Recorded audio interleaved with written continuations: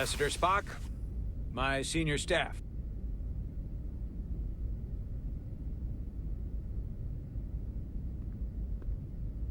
It's not every day that a captain gets to welcome a Starfleet legend aboard.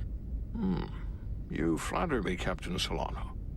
But legend implies the past tense, whereas I am very much focused on our present circumstances. I didn't mean to suggest you were stuck in the past. You're right, Ambassador. We're all curious about the future, Ambassador.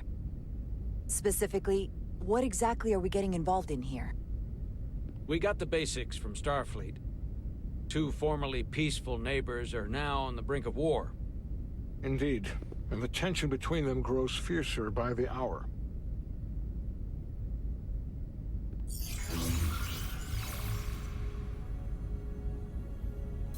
Ilidia and Hotari. The Ilidians are the more advanced species. They made first contact with the Hotari over a century ago. This is Tau, the Hotari moon.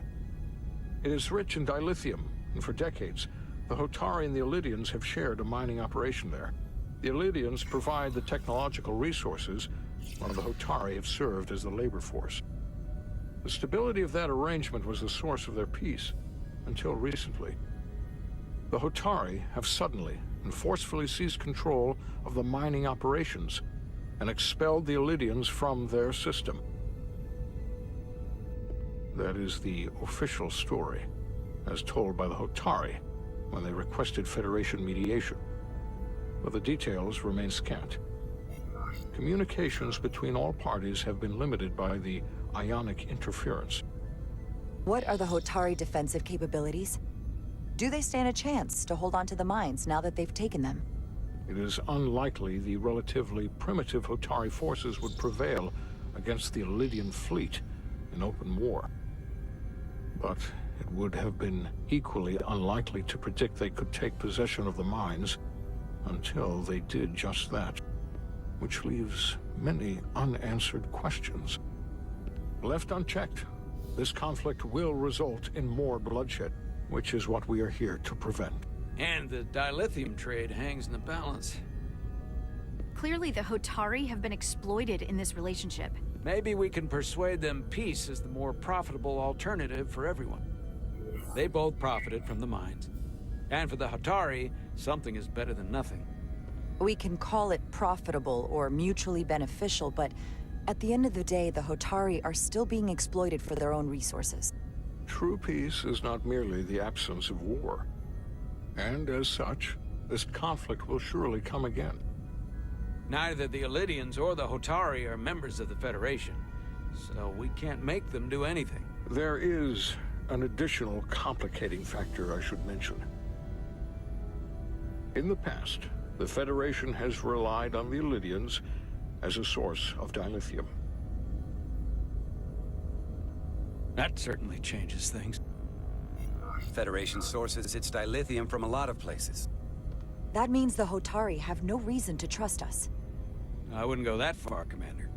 We are completely neutral in this matter, on neither one side nor the other. Any suggestion otherwise would compromise our position.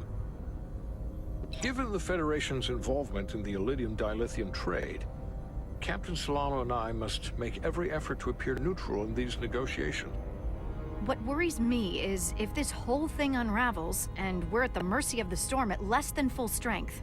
We can't let it come to that. Considering what the Ion Storm has done to our ship, and the Ambassador's shuttle, we have to assume the Ilidian fleet has had problems with it as well. This recent surge in the energy disturbance temporarily levels the playing field. Commander Westbrook is correct. The energy anomalies around the Hotari systems have been noted in the past. If it's keeping the two sides talking instead of shooting at each other, that actually helps us negotiate a peace. And we'll take advantage of that as long as it works in our favor. And when it doesn't? All the more reason to learn as much about it as we can while we are here. We do not want to be caught unprepared, should the energy anomaly continue to fluctuate. So I trust we understand our circumstances. We're operating on a strict timetable here, and we're going to be leaving for the negotiations shortly. Commander Westbrook, I want you to leverage our systems to investigate the anomaly from here while we're gone. Aye, Captain. Thank you all. Dismissed. I want to speak to both of you privately.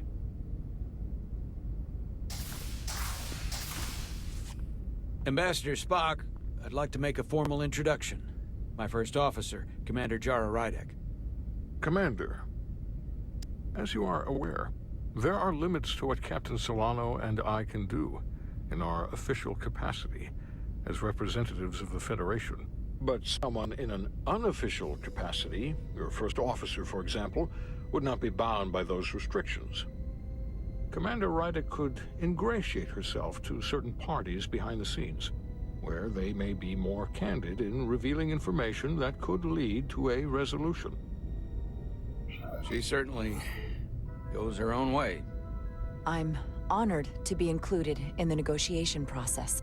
You're not just included, you are instrumental. Well, I hope Commander Rydek will have more luck finding out what really happened than we will through official diplomatic channels. The fate of the negotiations, the interests of the Federation, and the prospect for peace may very well depend on it.